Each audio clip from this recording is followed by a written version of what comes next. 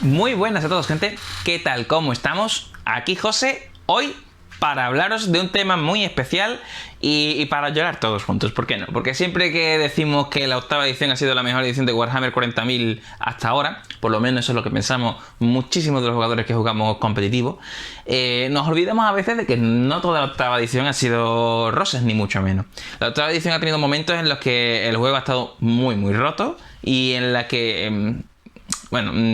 históricamente no hemos podido competir muchos armies a lo largo de la edición.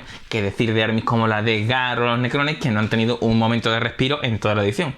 Pero ya no solo vamos a hablar de armies de los de abajo, de los que nadie se acuerda, sino que vamos a hablar de los casos más sangrantes que a lo largo de la octava edición han provocado parches por parte de Game Workshop, no solo en el códex, sino en el reglamento. Estamos hablando de armies tan rotos que el parche no solo afectó al códex, sino que tuvo que ampliarse el parche para cambiar reglas nucleares de cómo funcionaba la octava edición. Estamos hablando de que la hostia que se llevó el army en cuestión fue tan grande que pasó del códex al reglamento. Salpicó la hostia, la onda expansiva de la hostia que se llevó el códex llegó hasta el reglamento.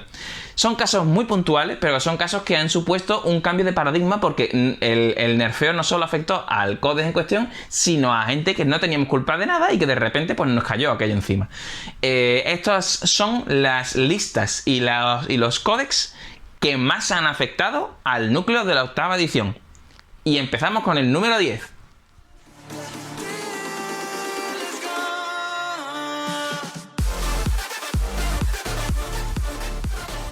Efectivamente, el spam de aviones Erdlas. Este es relativamente reciente. Todo el mundo hemos visto los aviones Alaytok, que de hecho incluso todavía a día de hoy se ven. Se me cae el cable. De hecho todavía a día de hoy se ven los puñeteros aviones Eldar. Todos sabemos cómo funcionan. Estos aviones se han utilizado para bloquear cargas y se han puesto delante, por ejemplo, de los caballeros imperiales para impedirles avanzar. O sea, bloqueaban el movimiento e impedían cargas. Y esto es algo que a Game Workshop le tocó muchísimo a los narices y sacaron un parche específico que permitía a las unidades moverse encima de las peanas de los voladores. Esa es una maniobra que, si bien, a ver, no estaba especialmente rotísima para lo que viene en el resto de la lista, sí que es verdad que es una maniobra que, ojo, que fastidiaba mucho a determinados armies, sobre todo armies de asalto que un poquito no tienen culpa de que te pusieran ahí delante 3 o 4 aviones, sobre todo los Eldar que podían jugar hasta con 6 aviones, ¿no? Y te anularan el movimiento. Y acaban de aparecer en el número 10 nuestros queridos Eldar, que van a aparecer varias veces a lo largo del top 10. Ya veréis que hay sospechosos habituales. Ya veréis que no... A ver, por ejemplo, los orcos no van a aparecer muchas veces en este top 10 de listas rotas. Ni los necrones, ni los tiránidos, ni ninguno de estos. Van a aparecer ciertos sospechosos habituales que bueno, adivina quiénes son. Vamos con la lista más rota número 9.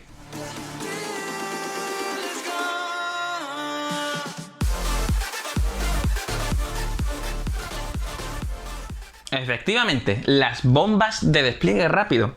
Esto se jugaba sobre todo al principio de la edición, dejó de jugarse automáticamente cuando fue parcheada, y tiene que ver con el límite que puso Game Workshop al principio de la edición al número de tropas en despliegue rápido. Decía Game Workshop que la mitad de tus fuerzas tenían que estar en despliegue rápido. Entonces, la mitad de tus fuerzas era interpretada como la mitad de las unidades que tú tengas. Si tú tienes 10 unidades, pues puedo dejar 5 en mesa y 5 en despliegue rápido. Aunque las 5 que yo deje en mesa, pues sean nurletes o sean personajes. Y las 5 que yo deje en despliegue rápido, pues sean a lo mejor pues 1800 puntos. Entonces, Game Workshop tuvo que cambiar eso y que cortarlo para evitar el abuso que suponían las listas de bombas de Bloodletter y demás demonios. Esta lista, sin ser una cosa absurdamente abusiva, sí que es verdad que supuso un cambio en el núcleo del reglamento prácticamente cuando estaba la edición casi nacida, antes del año de historia de la edición, si no recuerdo mal. Pues vamos allá con el número 8.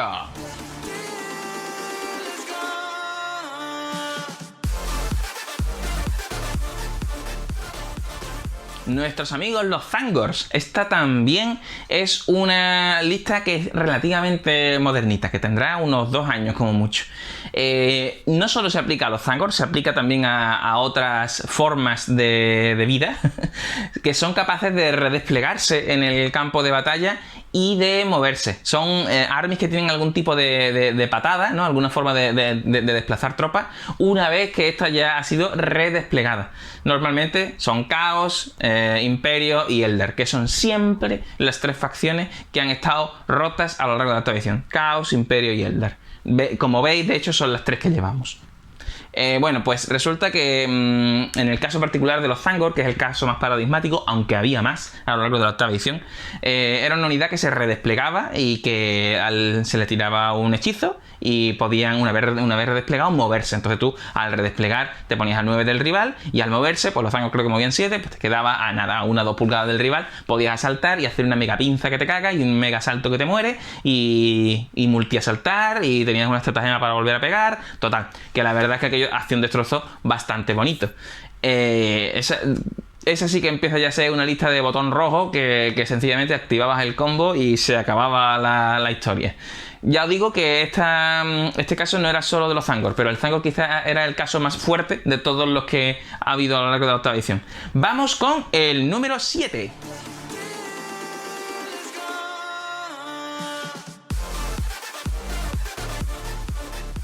Exactamente, los horrores. Esto también es muy del principio de la edición y también fue una cosa que estuvo bastante rota, porque los horrores eran extraordinariamente baratos y estamos hablando de cuando había Index, o sea, no estamos ni siquiera hablando de cuando había Codex. Y los horrores apilaban sobre un montón de desorden que había en ese principio de la edición. Apilaban con un personaje que le restaba -1 impactar, te tiraban el aplastar, el smite sin penalizadores, generaban puntos o sea, cuando morían y se convertían en los otros horrores y otra vez en los otros, eso no contaban como puntos de refuerzo y al final tenías que matar 9 armies, 9 armies no, pero 3.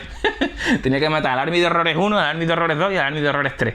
Y se hacía bastante cuesta arriba. Esto supuso un parche por parte de Game Workshop que acabó parcheando cómo funcionaban los puntos de refuerzo y algo más, lo tengo por aquí apuntadito, a los smite, exactamente. Puso un límite al número de smite. Bueno, límite al número de smite no. Incrementó la dificultad de los smite. Me están escribiendo por WhatsApp en el ordenador. ¡Ojo ahí! Bueno, pues ya han salido los demonios 2 veces en este top. Bueno, los demonios o el caos como facción, si lo que queréis ver. Continuamos viendo más sospechosos habituales y vamos al número 6.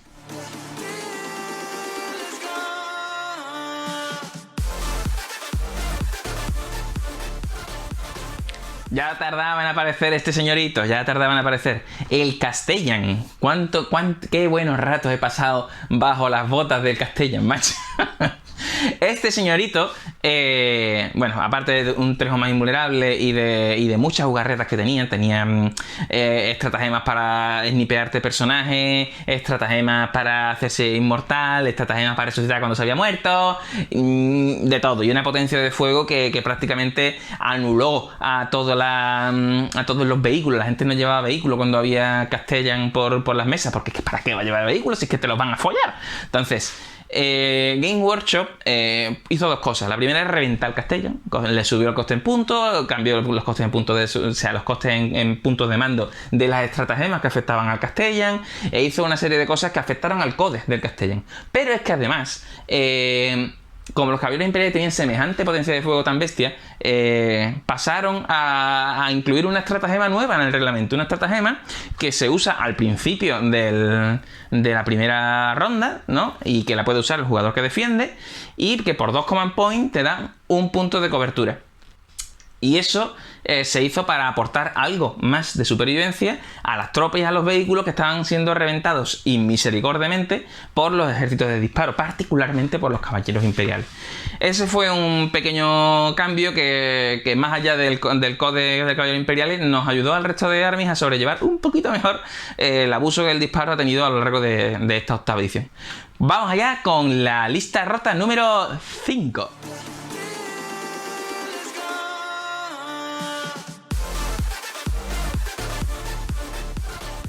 Y aquí ya empezamos a hablar de crema. Aquí empezamos ya a hablar de crema. Los Thors, los Smash Captains, o llámalo como tú quieras, este tipo de personajes que tienen la regla Fly y que te accedían directamente a tu ano, sacándose, volando por encima de todos los cordones y de toda la mierda que tú le pusieras. Los Capitanes Custodes, los Thors o cualquier cosilla que se te pueda ocurrir así. Siempre había, al principio de la edición, la posibilidad de asaltar con tropas que tuvieran la regla Fly, y en la fase de asalto asaltar por encima de las tropas enemigas. Pero cuando salieron los Custodes y cuando salieron los Smash Captains se volvieron una opción atractiva en el Codex Ángeles Sangriento, estos personajes empezaron a proliferar, pero como si no hubiera mañana. Entonces resulta que las avialistas que a lo mejor jugaban con 4 o 5 capitanes custodes o más y básicamente jugaban a saltarse de todos tus cordones, todas tus tropas prescindibles, e ir a matarte directamente aquello que más daño les podía hacer. Y una vez muerto el perro, se acabó la rabia. Aquello a Game Workshop le molestó y sacó una regla general, aparte de nerfear, por supuesto, subir el coste en puntos del martillo de tormenta y este tipo de cosas. Aparte de ese tipo de cosas que afectan a los codes, sacó una regla genérica que afectó al reglamento entero y que en este caso prohibía que las tropas con Fly utilizasen la regla Fly en la fase de asalto. Solamente solamente podía aplicarse la regla Fly en la fase de movimiento, no en la de asalto. ¿Qué culpa tenían mis pobres pretorianos de la Triarca? Aquí están los pobres. ¿Qué culpa tenían mis pobres pretorianos de la Triarca de eso? Ninguna. Pero la hostia se llevó por delante a tropas que ya no se usaban, pero que bueno, que ahí estaba una pequeña ventajita de las que tenían. Vamos con la tropa más rota número 4.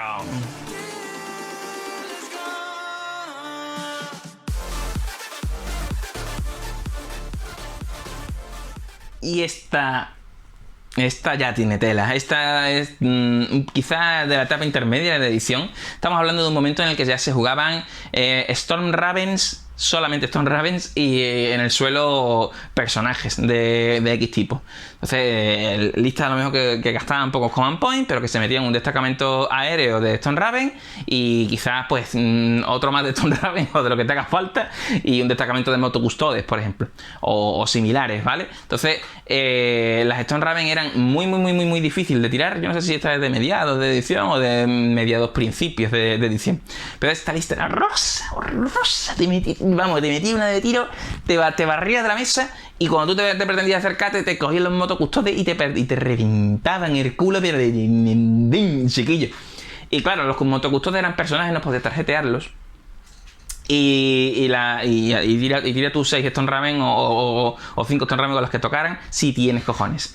Evidentemente Game Workshop sacó un parche que afectó a las Stone Raven dentro de su propio code y como ya hemos dicho, también uno dentro de los custodes. Que tío, voy a quitarle la puta voz. Disculpad que esto sea cutre, ya sabes que si no es cutre no es de P0, pero tío, tengo que hacer estas mierdas porque es que si no... Bueno, pues como decía, Game Workshop tuvo que sacar un parche para arreglar todo esto, y concretamente tocó el diseño de cómo se consideraba una asolación mediante la regla de Boots on the Ground. Es decir, que tenías que tener tropas en el suelo que no fueran voladores, ¿no? Y que no fueran tampoco... Creo que recordar que no fueran personajes. No recuerdo exactamente bien cómo funcionaba la regla de Boots on the Ground, pero fue una regla que cambió las condiciones genéricas de asolación en las misiones del Chapter Approved, y que luego ya fue asumida en multitud de torneos como una regla core del reglamento, aunque fuera una regla del Chapter Approved. Continuamos con la lista número 3.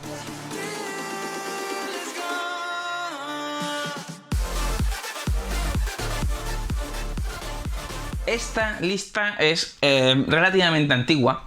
Sí, relativamente antigua. No, es posiblemente una de las más antiguas que hemos puesto en este top 3, pero también es una de las más rotas. Y aquí estamos hablando ya de cosas muy selectas. Los Malefic Lords son personajes del caos que son de Forge World, ni siquiera son del libro core del caos. Si no recuerdo mal, era incluso tiempos de los Index, que ni siquiera había codes del caos como tal. Y era un personaje que valía muy muy barato, pero ridículamente barato, no sé si unos 30 puntos o menos. Y te permitía tirar muchos poderes psíquicos, concretamente tirar Smite, ¿no? Entonces, como el Smite entonces todavía no estaba nerfeado, te permitía spamear Smite e invocar y tirar poderes psíquicos a diestra y siniestra a unas cantidades absurdas. Entonces, como no existían límites de 0-3, pues la gente se hacía lista con 14. 14 Malefic Lords. Porque te cabían en puntos. Porque un Malefic Lord valía menos de 30 puntos, si no recuerdo mal. Entonces, Game Workshop, a raíz de los Malefic Lord, tuvo que sacar un parche genérico para el reglamento, imponiendo un límite de 0 a 3 unidades del mismo tipo, con la misma datasheet, ¿no? Eso, excluyendo las tropas de línea. Eso, que afectó evidentemente a la forma en la que se jugaban los Malefic Lord, pues también afectó a otras cositas, porque a lo mejor no tenían culpa, como por ejemplo puede ser, tengo aquí plataforma de aniquilación necrona, que no tienen culpa ninguna, pero bueno, que ahí está. Un caso más de una lista muy rota, de hecho es la tercera de este top 3 particular, y que afectó al núcleo de las reglas de la edición. Vamos con la lista más rota de todos los tiempos de la octava edición, número 2.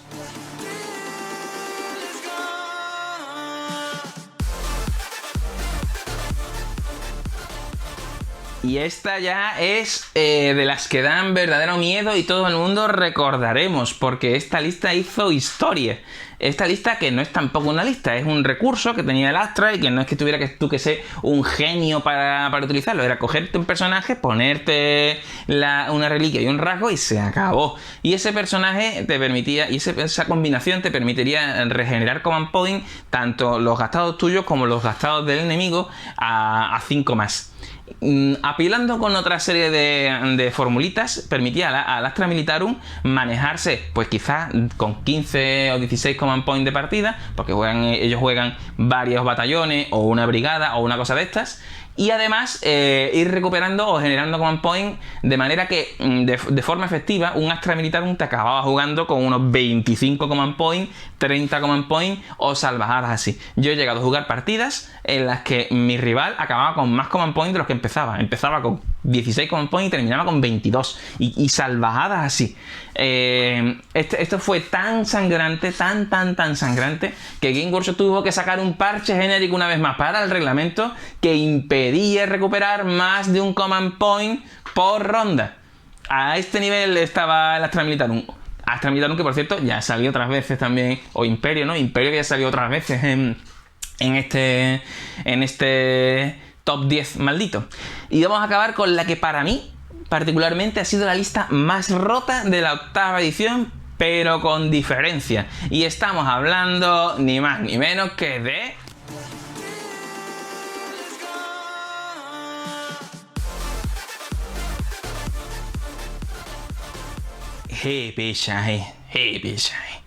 Los Inari, tío. Los Inari al principio de la edición, los Inari, los Eldar, vaya, porque siguen siendo los mismos cabrones, ¿vale?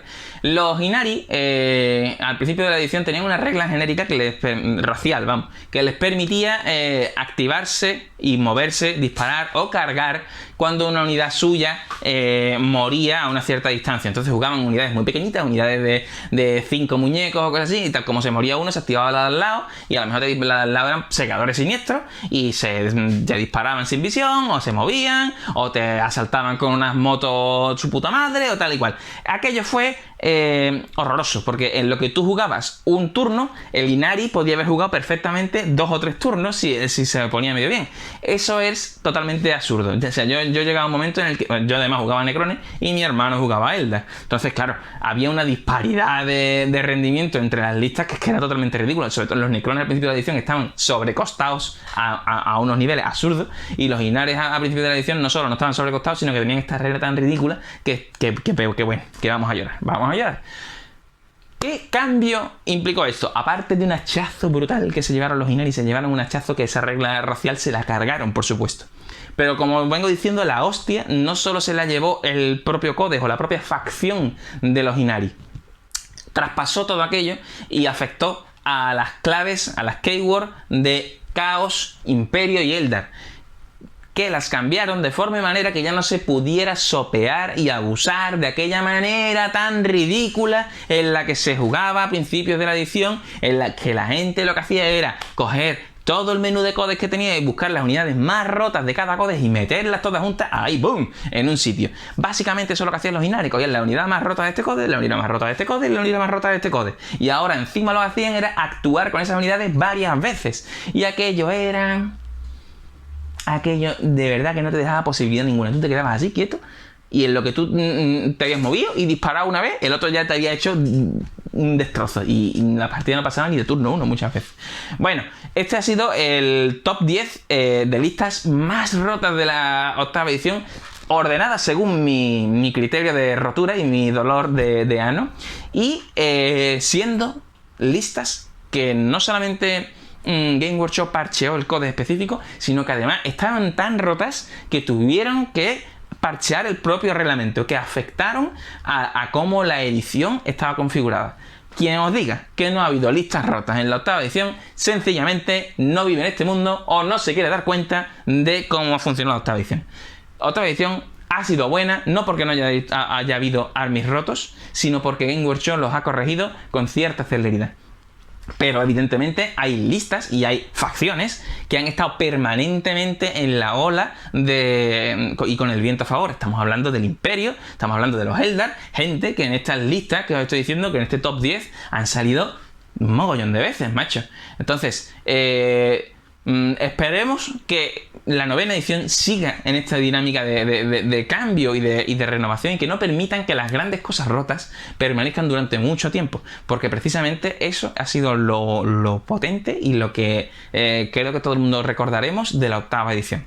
Esto ha sido todo por hoy. Muchas gracias por estar aquí pendiente de Pecero y nos vemos pronto. ¡Adiós!